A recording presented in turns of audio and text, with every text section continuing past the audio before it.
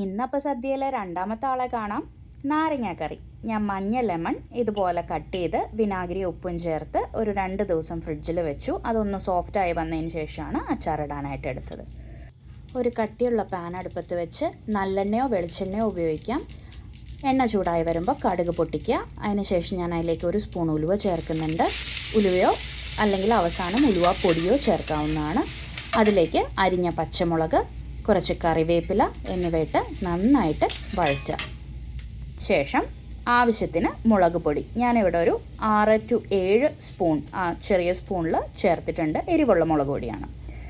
പിന്നെ കായം ഒരു 1.5 സ്പൂണോളം കായം ചേർത്തിട്ട് നന്നായിട്ട് പൊടികളുടെ പച്ചമണം മാറി വരുന്നത് വരെ ഇളക്കി യോജിപ്പിക്കുക.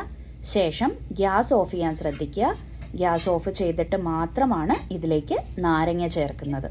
നാരങ്ങയിൽ ഓൾറെഡി ഉപ്പും വിനാഗിരിയും ചേർത്തിട്ടുള്ളത് കൊണ്ട് നോക്കിയതിന് ശേഷം സ്വാദാനുസരണം ഉപ്പ് വേണമെങ്കിൽ ചേർത്ത് കൊടുക്കാം.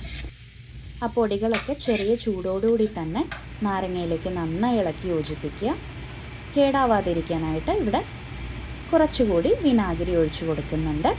വിനാഗിരി ചേർത്ത ശേഷം എല്ലായിടവും നന്നായി ഇളക്കി യോജിപ്പിച്ചതിന് ശേഷം ഗ്ലാസ് കണ്ടെയ്നറിൽ നമുക്കിത് സൂക്ഷിച്ചു വെക്കാം.